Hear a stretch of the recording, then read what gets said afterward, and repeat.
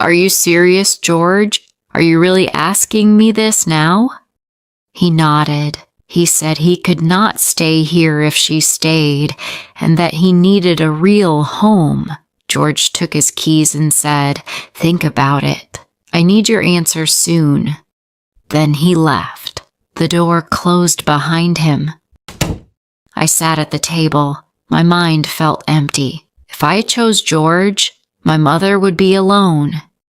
She had no money, no place. If I chose my mother, I would lose the man I planned to marry soon. My eyes were full of tears. I cleaned the kitchen, but my hands shook. I dropped a cup. It broke loudly. My mother heard the sound. She walked in.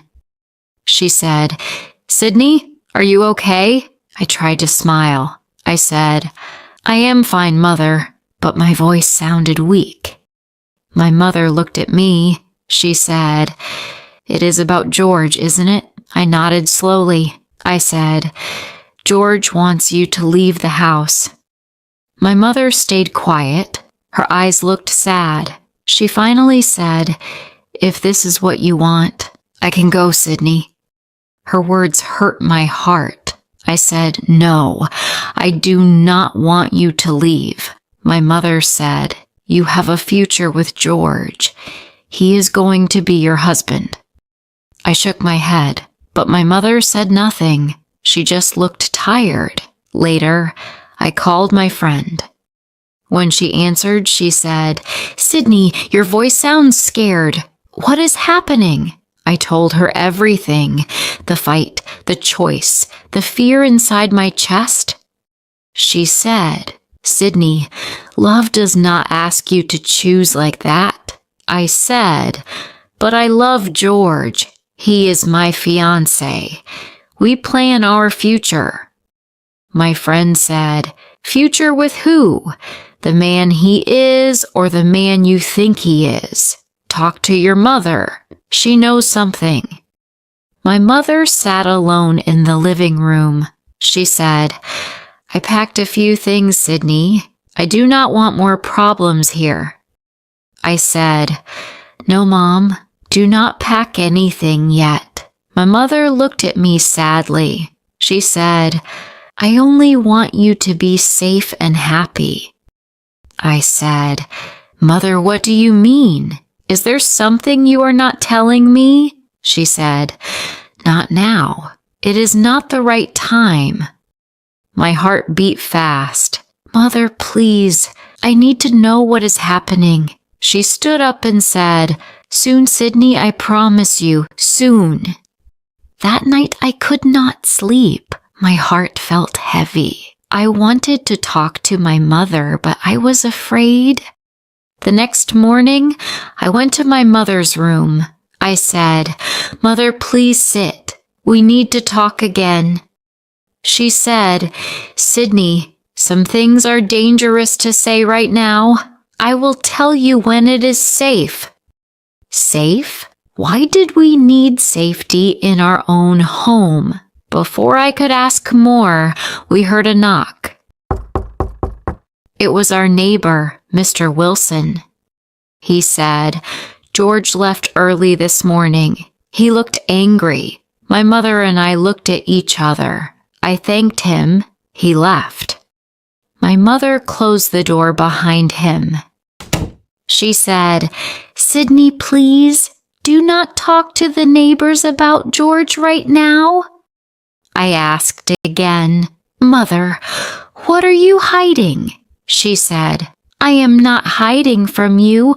I am protecting you. You just do not see it." I felt tears in my eyes. Protect me from my own fiancé? I could not stay inside anymore. I put on my jacket and walked outside. When I returned home, I heard my mother's voice. I opened the door. She was talking on the phone. She said, "Yes, I understand. I will not say anything." I stepped into the room. She ended the call and hid her phone. I said, "Mother, who was that?" My mother shook her head.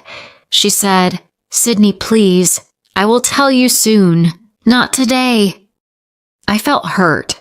I said, Mother, I cannot wait anymore. Please tell me the truth today. My mother said, George is not safe. He is doing something dangerous, something illegal. I could not breathe. I said, Illegal? Mother? No, George works at the shipping company. He is a good man. She shook her head. She said, That is what he told you, but I heard the calls myself.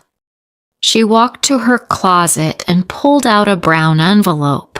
She opened it. Inside, I saw money wrapped with black tape. There was also a list of names written with numbers. I did not understand. I said, Mother, where did you find this? Why is it in our house? Mother said, I found it in George's drawer. I was not looking for anything. It fell. My heart stopped.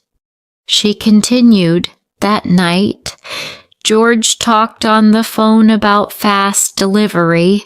I heard him late at night, but I thought it was a normal work conversation. I said, Mother, why did you not tell me before? Why wait until now? She said, Because I needed proof. So I talked to a detective yesterday. I froze. I said, A detective? Mother, you went to the police? Mother nodded. She said, His name is Mr. Conway. He told me George is under investigation. I said, Mother, this can ruin his life and ours too. Mother said, Sydney, George is dangerous. Before I could answer, we heard a car door slam outside the house. My mother